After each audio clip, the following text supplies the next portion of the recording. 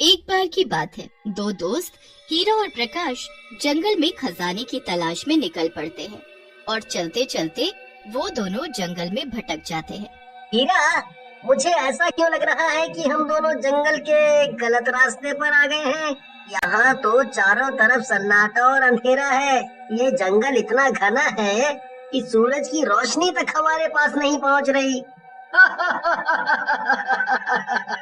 तुम्हारी बातों से तो यही लगता है कि डर गए हो। मुझे नहीं मालूम था कि तुम इतने डरपोक निकलोगे। ऐसी बात नहीं है, मुझे कभी किसी से डर नहीं लगता, पर आज पता नहीं क्यों अजीब सा लग रहा है। अभी थोड़ी और देर की बात है, जब हमारे हाथ खजाना लगेगा तब तुम्हारा ये डर और ये अजीबपन सब दूर हो जाएगा।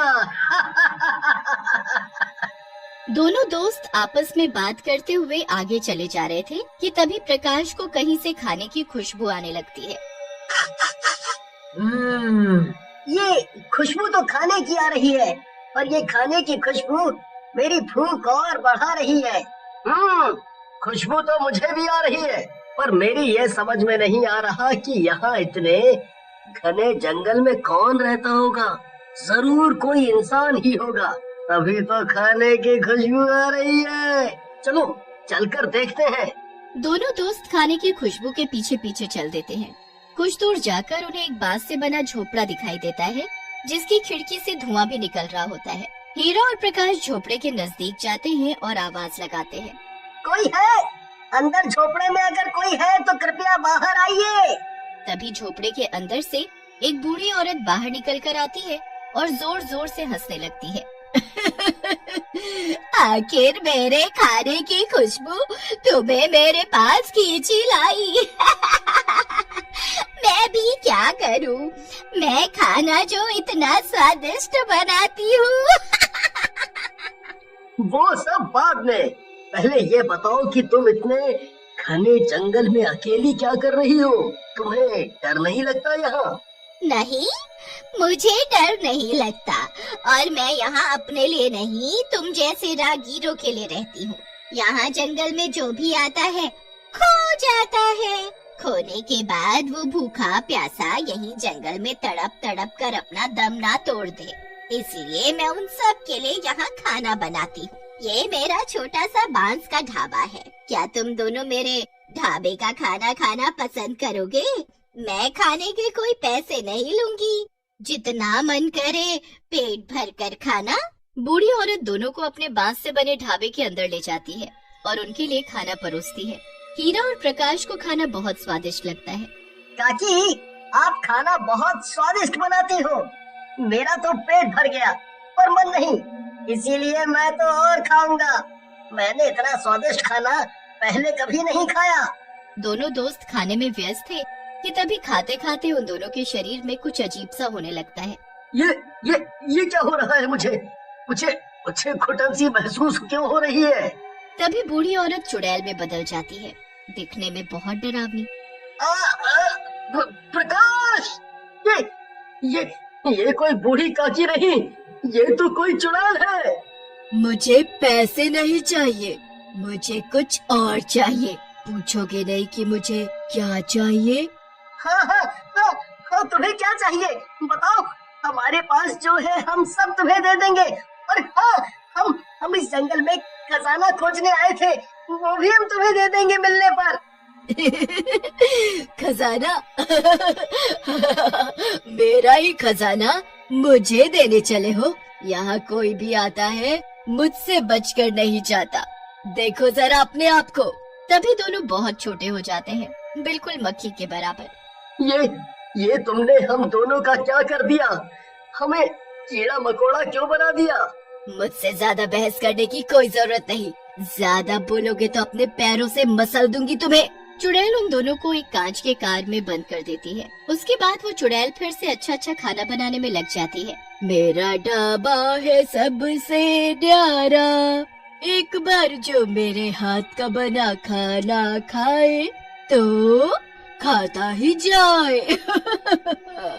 हीरा, इस चुड़ैल ने हमें एक तो इतना छोटा कर दिया है, ऊपर से हम दोनों को इस जार में बंद कर दिया।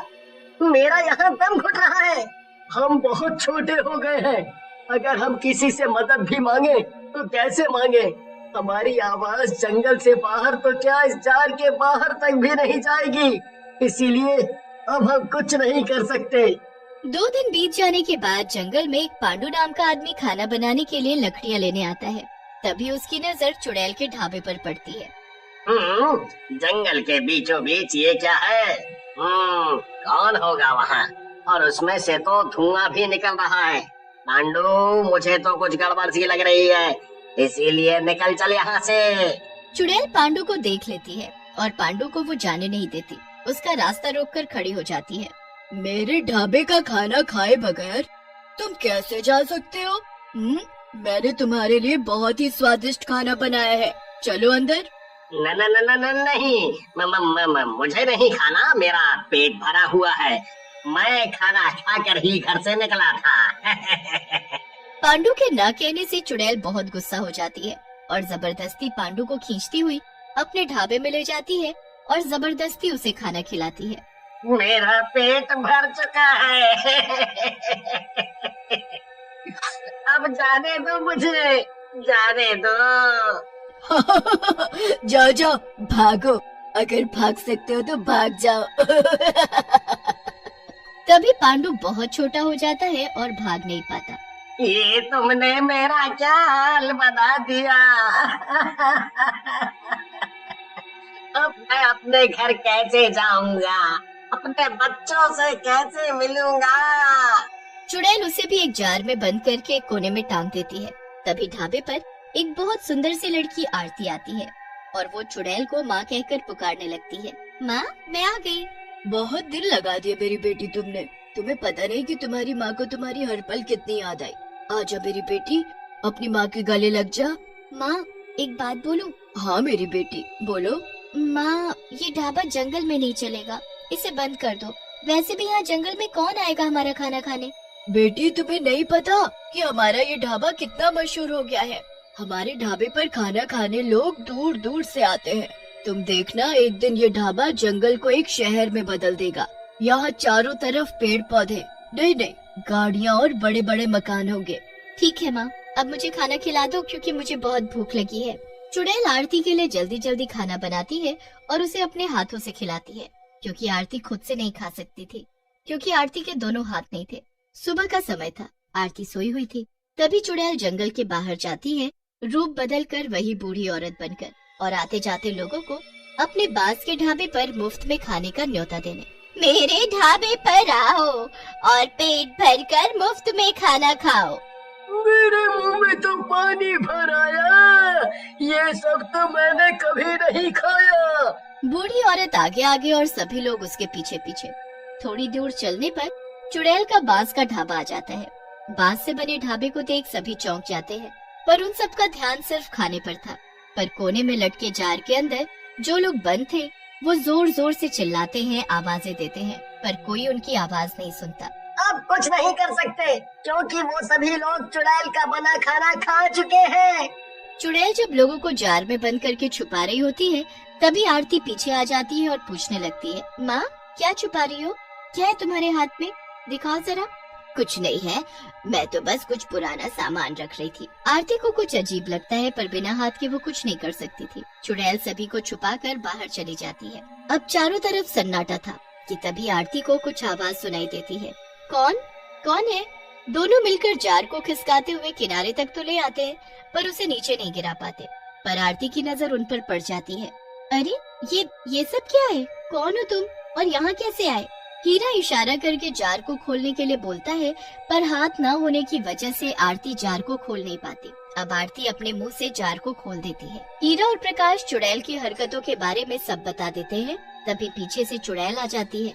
माँ, ये सब तुमने क्यों किया? 4 साल पहले तुमने बड़े ही प्यार से ये ढाबा खोला था, पर इस ढाबे पर लोग खाना खाने तो आते, पर पैसे नहीं देते खाने के। जब हमने इनकी शिकायत सरपंच से की, तो सरपंच भी इन सब के साथ मिल गए और रातों रात हमारा ये बांस का ढाबा उन्होंने तोड़वा दिया, उसमें आग लगा दी। उसी आग में तो मैं मर गई, पर तुम्हारे ये हाथ चले गए। बस मैं तुम्हारे साथ रहकर इन सब का बदला लेती रही। माँ तुम बहुत अच्छी हो, पर जो हुआ सो हुआ, इन सब को छोड़ दो, जाने दो। बेटी की बात मानकर चुड़ैल सभी को पहले जैसा कर देती है और जाने देती है।